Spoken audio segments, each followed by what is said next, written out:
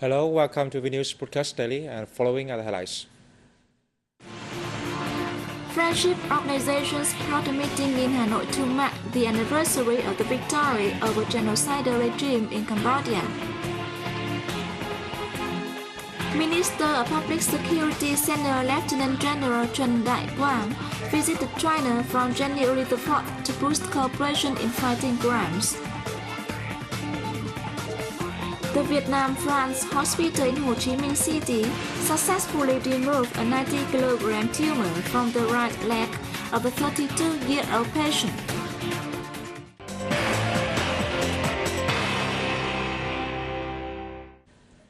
A meeting was held in Hanoi on January 7th to mark the 33rd anniversary of the victory over the Khmer Rouge genocide regime in Cambodia.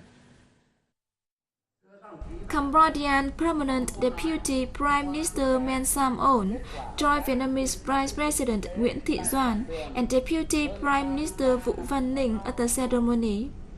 The President of the Vietnam-Cambodia Friendship Association, Vũ Mão, affirmed the historical significance of the victory on January the 7th, 1979, saying that it opened up an era of independence, peace, freedom and development for Cambodia.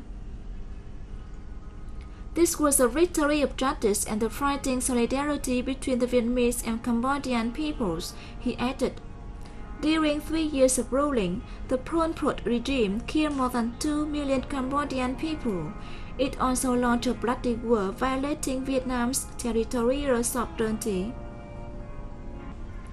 Responding to the urgent appeal for help of Cambodian people, and also in exercising the legitimate self-defense right to protect the sacred Vietnamese fatherland, the Vietnamese army and people helped the Cambodian people overturn the genocidal regime.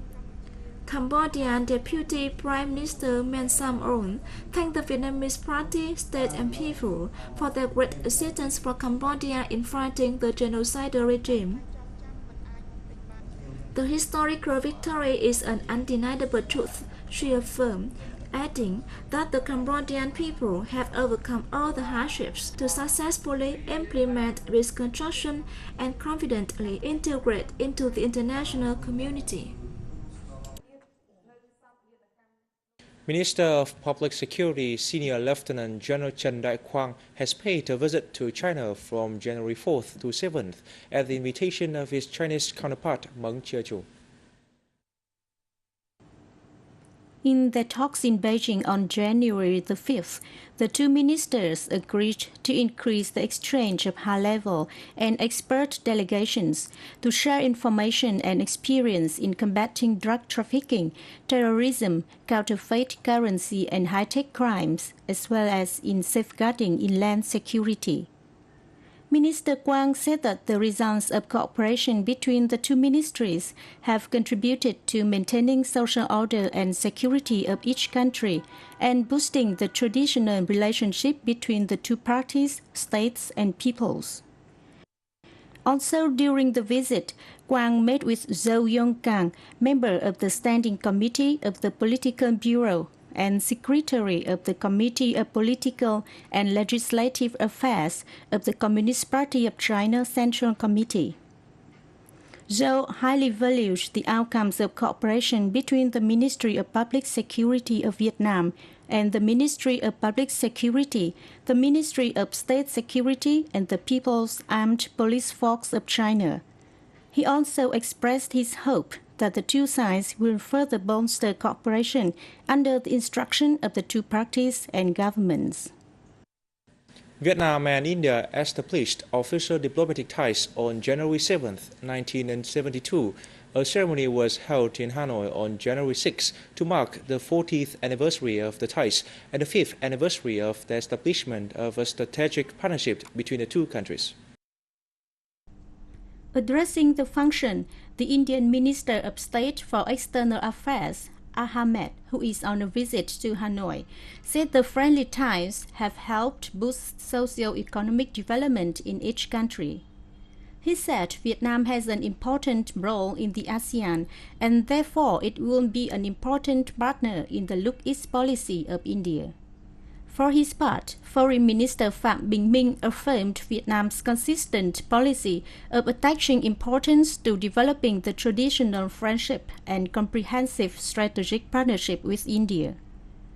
He expressed his pleasure that since its establishment in 2007, the comprehensive strategic partnership between the two countries has been developed in an efficient manner on the basis of the key pillars of politics, national defense and security, economy and trade, culture and human resource training. He expressed his belief that the two sides will further boost those ties for the benefits of the two peoples and for peace, stability, cooperation and development in the region and the world.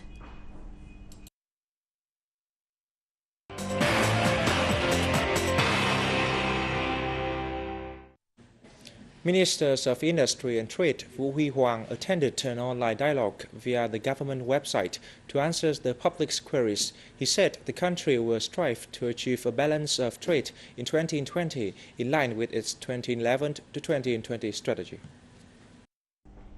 According to the minister, in 2011, Vietnam's balance of trade was remarkably improved, with an export turnover reaching $96.3 billion, up 33% against the previous year. The country's trade deficit was over $9.5 billion, down 25% compared to the previous year and equivalent to 9.9% of total export revenues. He said this is an encouraging result, but maintaining it in the coming years is easier said than done. The country is still in a period of building up its production capacity and thus having to import machinery, equipment, fuel, and materials.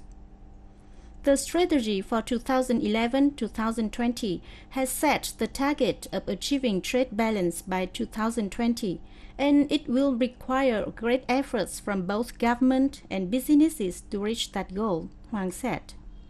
The minister also addressed other issues of public concerns, such as electricity and petrol prices.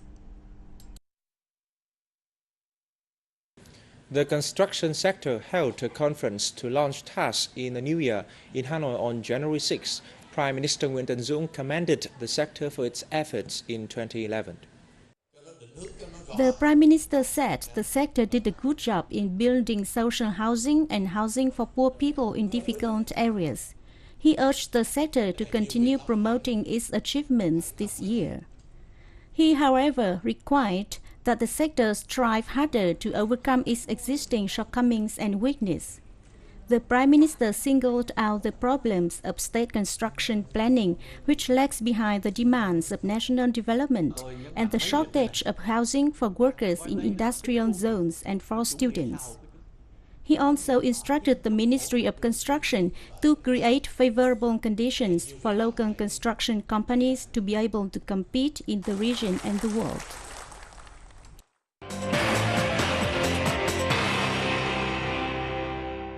The Health Ministry launched an action month on food hygiene and safety in 2012 at a ceremony in Hanoi on January 6. Deputy Prime Minister Nguyễn Thiện Nhân said the move aims to ensure people enjoy a healthy Lunar New Year festival.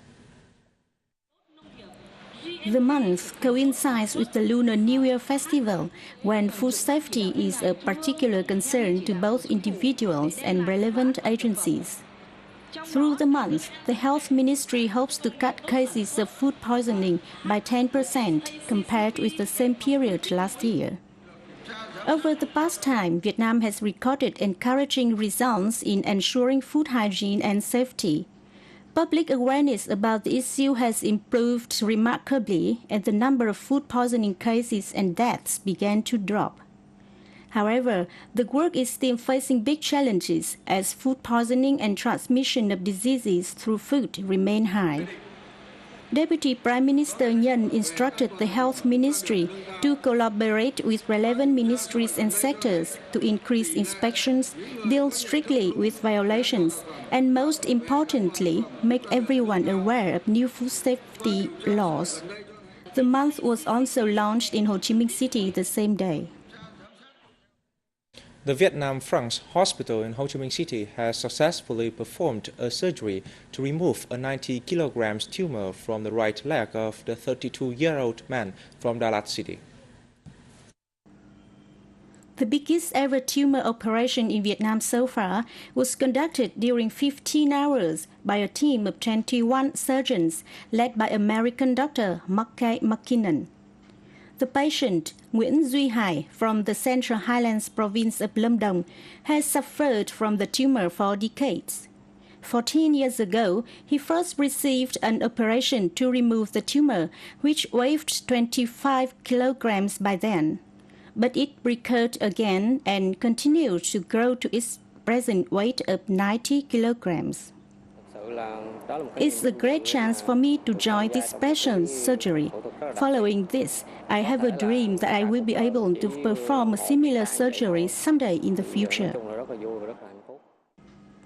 The hospital's doctor said Hải was in good health and no longer suffered lung problems that had been noticed during the time he was at the Ho Chi Minh City Tumor Hospital. And that comes to the end of Vnews today. Thanks for watching and see you next time.